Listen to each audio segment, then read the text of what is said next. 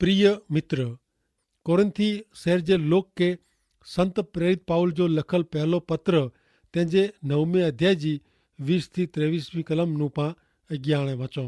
ॾेरियो 9मो अध्याय 20 થી 23 कलम हिते लिखल आहे कि यहूदी लोग साथे कमु कईंदे आऊं यहूदी वारे जी राह तो जेथी आऊं उन्ही के ख्रिस्त ला जीती सकां। नियम शास्त्र के अधीन न छतां जेको नियम शास्त्र के अधीन आई उन्ही भेरो कमु कईंदे आऊं नियम शास्त्र के अधीन आहियां। इन प्रमाणे राह तो जेथी आऊं उन्ही के ख्रिस्त ला जीती सकां। इन ज प्रमाणे जेको नियम शास्त्र ॿारहां आई उन्ही भेरो आऊं नियम शास्त्र ॿारहां आई इन प्रमाणे राह तो जेथी आऊं ॿिनि यहूदीअ के जीती सकां। इन जो अर्थ अहिड़ो न आहे कि आऊं ईश्वर जे नियम जो अमल कयां नथो। हक़ीक़त में त आऊं ख्रिस्त जे नियम जे अधिकार नीचे जइयां। ईश्वर में जेको नबरा आई उन्ही भेरो उन्ही जहिड़ो ज नबरो बना थो जेथी उन्ही के आऊं जीती सकां। ई आऊं मीणी भेरो उन्ही जहिड़ो बनीने गमे इन रीते केतिरे के बचाए सकां तंहिं लाइ आऊं मीणी जहिड़ो बना थो। हीअ मिड़े आऊं शुभ संदेश लाइ कयां थो जेथी इन जी आसीस में मूंखे भाग मिले। पाउल चए था कि आऊं हीअ मिड़े एतिरे लाइ कयां थो कारण आऊं ॼाणां थो कि हरीफ़ाई में उतरियो आहियां, हरीफ़ाई जी दौड़ दौड़ी रहियो आहियां। आऊं ॼाणे हिकिड़ो दौड़दल वाह इन रीते दौड़ी रहियो आहियां कुलाए आऊं दौड़ां थो इनाम मेળવેલા। 24મી कलम में पाउल प्रश्न पूछीने पड़कारे तो क 9मो अध्याय ने 24મી कलम में दौड़ में मेड़े भाग गिने था पण इनाम फक्त हिकिड़े के ज मिले थो।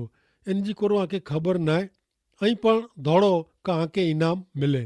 ओलंपिक रमत में क ॿई कोई पण रांदि में पहले नंबरे तां हिकिड़ो ज माण्हू क हिकिड़ी ज टीम अचे थी पण आत्मिक दौड़ में त पां मीणी के इनाम मिले ज। पां वफ़ादारी से यीशु ख्रिस्त जे शुभ संदेश जो प्रचार कयूं त ईश्वर जा वचन प्रगट कयूं त 25મી कलम प्रमाणे 9मो अध्याय 25મી कलम हरेक खिलाड़ी कड़क शिस्त में रहीने तालीम गिने थो सिखे थो उता करमाई विने अहिड़े मुगट ला क इनाम मेળવેલા अहिड़ो करे थो पण पां ता सार्वकालिक मुगट मेળવેલા अहिड़ो कयूं था। मित्र ईश्वर जेको इनाम ॾिए था इनसे पृथ्वी पर जी आंजी बैंक जी तिजोरी में घणे पैसा भेरा थिए नथा ने ऐं पृथ्वी दुनिया छॾीने हलिया वेंदा रवाना थियो तॾहिं हू हिते रहे नथा।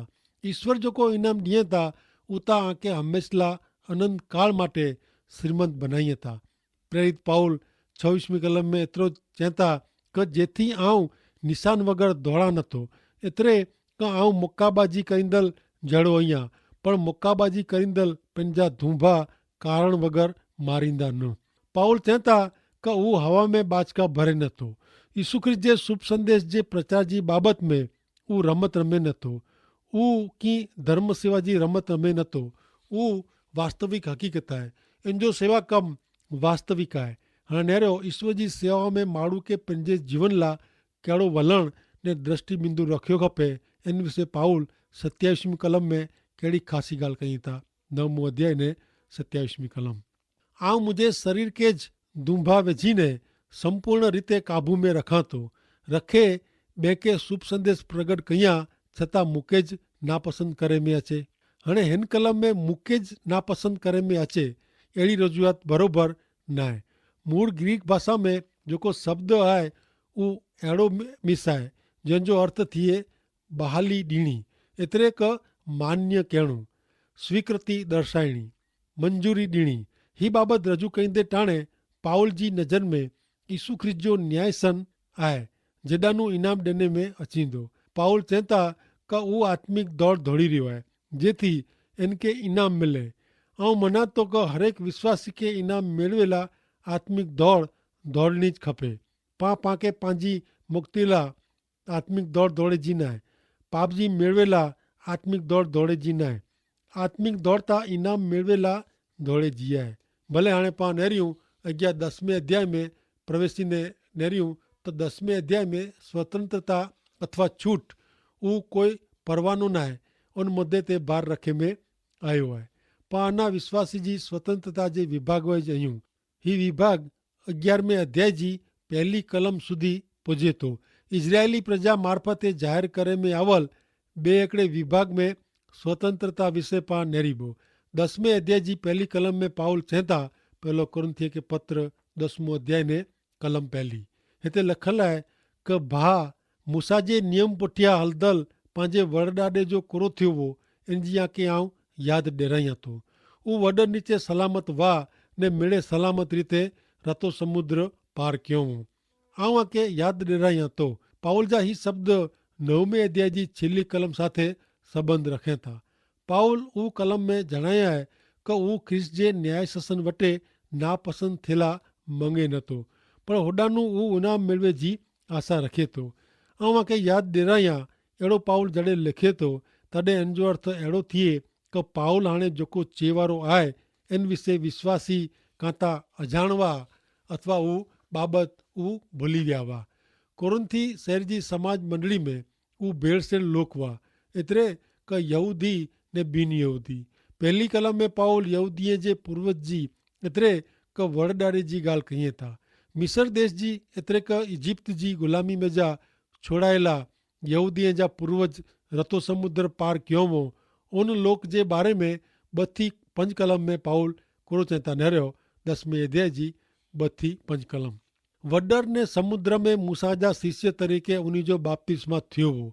मिड़े हिकिड़ी जी रोटली खाधो हो ने हिकिड़ो आत्मिक पाणी पीधो हो। उन भेरो जेको आत्मिक पर्वत वो उता ख्रिस्त हुआ ने इन में जा उन पाणी पीधो हो। ही मिड़े बनियो तंहिं छतां उन में जा घणा खरा लोग साथे ईश्वर न हुआ तंहिंला उन जा सभु अरण्य में अलॻि अलॻि जॻह ते पिया। ही कलमूं जणाए थी मित्र कि कोई व्यक्ति केतिरे सुधी वञी सघे थी ने तंहिं छतां उहो विश्वासी न पण बनियो वे। सचे अर्थ में उहो व्यक्ति यीशु ख्रिस्त जे शरणे आवे ई न पण वे। खरी रीते यीशु ख्रिस्त जा अनुयायी शिष्य कि सचो विश्वासी न पण बनियो वे। रतो समुद्र पार कईंदे समुद्र सुधी इज़राइल प्रजा कहिड़ी मर्यादा वग़ैरह जी स्वतंत्रता हुई उहो कलमूं ज़ाहिर करे थी कि उन समय में यहूदी प्रजा के मूसा जो नियम ॾिने में आयो न हो। उन खे घणे छूट हुई ने स्वतंत्रता हुई पण उन जी स्वतंत्रता जो दुरुपयोग कयो। मानवी जा हक़ मानवी जी निष्फलता सामे अखाड़ा कन करे जो साधन न बनी सके मित्र। ही यहूदी प्रजा वॾर नीचे हुई इन जो अर्थ थिए कि उन खे ॾोरवणी मिलंदी हुई। उहो मिड़े सही सलामत रीते रतो समुद्र पार उतरिया हुआ। मूसा जे अनुयायी तरीक़े उन जो बाप्तिस्मा थियो हो। फेरी पाके हिते बाप्तिस्मा शब्द निरेला मिले थो। बाप्तिस्मा जो सचो अर्थ थिए ओळखाण ॾियणी। विश्वासी जो पाणी से बाप्तिस्मा करे में अचे थो जेको आम जनता के विश्वासी जी ओळख यीशु ख्रिस्त जे अनुयायी तरीक़े यीशु ख्रिस्त जे पक्ष से उभा रोंदल तरीक़े कराए थी। विश्वासी बाप्तिस्मा मार्फते यीशु ख्रिस्त साथे पवित्र आत्मा जे बाप्तिस्मा से दफनाए में अचे थो। इन मार्फते विश्वासी यीशु ख्रिस्त जे शरीर रूपी मंडली में जोड़ाजे थो हिकिड़ो रूप थिए थो। पवित्र आत्मा विश्वासी के इन प्रमाणे यीशु ख्रिस्त जे शरीर जो एतिरे कि समाज मंडल जो हिकिड़ो अंग बनाए थो। 12वें अध्याय जी 13वीं कलम में पा नेरियूं त मिड़े उनज पवित्र आत्मा से बाप्तिस्मा मेड़वीने हिकिड़ो शरीर बने था। 10वें अध्याय जी 2 कलम चए थी कि मूसा जे अनुयायी तरीक़े उन जो बाप्तिस्मा थियो। इन जो अर्थ कीअं अहिड़ो नथो थिए कि मूसा उन यहूदी प्रजा जो रते समुद्र जे पाणी से बाप्तिस्मा कयवें न उहो लोग त रते समुद्र जा 2 भाग थी विया हुआ ने दरिये जी सुकी ज़मीन ते हलीने दरियो पार कयो हो। उहो लोग बेजाया न हुआ। एतिरे हिन कलम में बाप्तिस्मा शब्द जो अर्थ थिए थो ओळख ॾियणी। उहो मूसा जे लोक तरीक़े ओळखाया। मूसा जा अनुयायी जेकी ही सॼो प्रसंग पंहिंजी मुक्ति उद्धार जो चित्र रजू करे थो।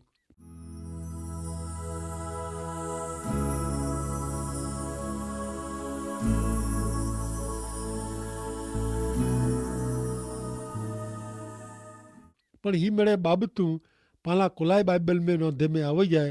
उहो पाउल 6ठी ने 7वीं कलम में इन जो कारण जणाईंदे चवनि था कि 10मो अध्याय ने 6ठी ने 7वीं कलम उन बूंदी बाबति जी इच्छा रखियो ने उन मजा जा केतिरा प्रतिमा पूजा कयूं।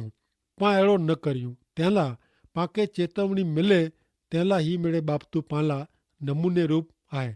धर्मशास्त्र में लिखल आहे कि लोग खाधे पीते ला वेठा ने नचेला उभा थिया। हिकिड़ी प्रजा तरीक़े इजरायली लोग जेको स्वतंत्रता भोगवींदा हुआ, इन जो दृष्टांत पहली 5 कलम में ॾिने में आयो आहे। पण उन जी स्वतंत्रता जो दुरुपयोग कयो। प्रेरित पाउल इन जो लागू करण पालना कईं था। उन खे करल ईश्वर जी शिक्षा पाण लाइ चेतवणी आहे। ही तवारीख़ मित्र मुला ने आला लिखे में आई आहे। तंहिं पाके इन ते ध्यानु ॾियणो खपे। इज़राइल प्रजा खे घणे स्वतंत्रता हुई, पर उन इन जो कुरो कयो। हिते जणाए में आयो आहे कि उन भूंडी बाबति जी इच्छा कयो। उहा भूंडी बाबतूं कई हुई।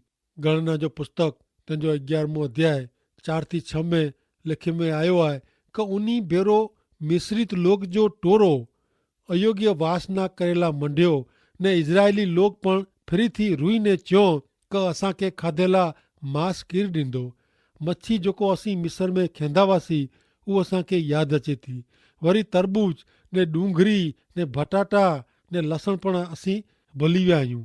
हेवर त असांजो जीव सुकाए वियो आहे। पण हिते कीअं न आहे। ही माना सवाइ ॿियो कीअं असांखे ॾेखारिजे नथो। उहो ईश्वर इच्छा विरुद्ध जी इच्छा रखियो। ईश्वर विरुद्ध वञे जी ही उन जी शुरूआत हुई। ऐं नोंधियो मित्र कि पाप करे तरफ़ माण्हू जी इच्छा वे थी। मानवी जी इच्छा ज़ाहिर करे जी शुरूआत एदन बाग नु थी हुई। उत्पत्ति 3 अध्याय ने 6 कलम प्रमाणे ने उन झाड़ जो फल खाधे में खासो, ॾठे में रूपारो ने ज्ञान ॾिनेला इच्छा थिए अहिड़ो उहो झाड़ आहे। स्त्री उहो फल नेरी ने खाधे ने इन भेरो इन जो पति वो इनके पण ॾिने ने उहो पण खाधे। ईश्वर इच्छा विरुद्ध मानवी जी ही इच्छा हुई। खरेखर इच्छा कुरो आहे। मानस शास्त्री इच्छा के मानव जीवन जी खासे में खासी बाबत तरीक़े ओळखाइनि था। बाइबल जे पंहिंजे हिन प्रसंग में इच्छा जो अर्थ थिए ईश्वर जी इच्छा विरुद्ध कीक मेड़वे जी क कीक करे जी इच्छा। पंहिंजे जीवन में ईश्वर जो स्थान पचाए पाड़े वारी गमे हू बाबत क गमे हू वस्तु प्रतिमा जहिड़ी आहे मित्र। ने बाइबल चए थो कि प्रतिमा पूजा ख़तरनाक पाप आहे। 1 कुरंथी 10 अध्याय 8-2 कलम। उन में जा केतिराक व्यभिचार कयो ने हिकिड़े ज ॾींहं में 23,000 जो मरण थियो। पाण अहिड़ो व्यभिचार जो पाप न कयूं। उन में जा केतिराक प्रभु जी परीक्षा कयो ने सप उन खे मारी विधो। पाण अहिड़ो न कयूं। उन में जा केतिराक बबड़ाट कयो ने मरण जो दूत उन जो नास कयवें। पाण अहिड़ो न कयूं। प्रेरित पाउल हिते यहूदी लोग जे पाप में जे केतिरे पाप जी यादी ॾिए था। ही लोग ईश्वर विरुद्ध लगातार कचकच कयो हो ने फरियाद कयो हो। ईश्वर इच्छा बारा जी चीज वस्तु ने बाबत जी इच्छा रखंदल लोग जो दृष्टांत आहे। ईश्वर हमेशा पंहिंजे लोक ला ख़ासा हेतु रखे था। ईश्वर वटे हमेशा पंहिंजे लोक ला ख़ासी बाबत वे थी। उन टाइम ते पण ही हक़ीक़त सची हुई ने अॼु पण सची आहे। उहे लोग लगातार ईश्वर इच्छा विरुद्ध जी इच्छा रखंदा हुआ। वॾी ॾुख जी ॻाल्हि त उहा आहे कि वॾे भाग जे लोग खे त उज ख़बर न आहे कि ईश्वर जी इच्छा कुरो आहे।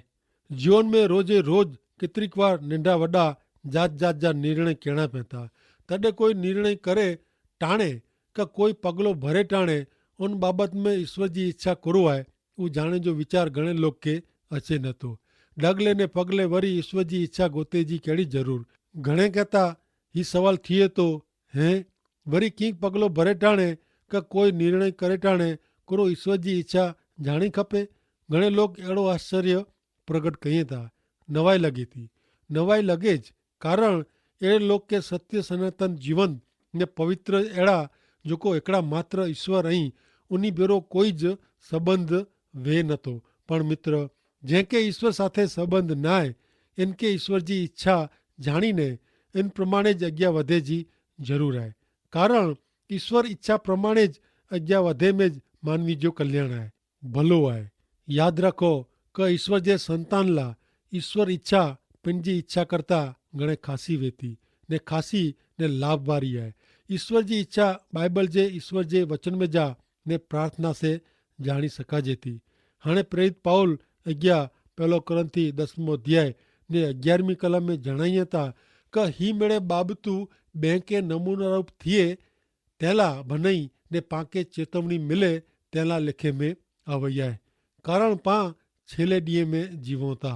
हीमड़े दृष्टांत मेजा पाके पाठ सीखियो खपे। पाके विश्वासी तरीके स्वतंत्रता आए पण पांजी मन जी इच्छा ईश्वर इच्छा साथे एकड़ी हुणी खपे। ही समझणो पाला घणे जरूरी आहे मित्र। हाणे 12वीं कलम में पाके सावध कहींदे पाउल चेता 10मो अध्याय ने 12वीं कलम का पेंड मजबूत ने स्थिर आए एड़ो धारींदल पंहिंजो नाश न थिए तेला सावध रहणो। अहीं गमे ऊ वो मित्र गमे एतरा मजबूत वो पिंड के गमे एतरा स्थिर अटल धारींदा वो पण अहीं छणी सको था। आंजो नाश थई सके तो।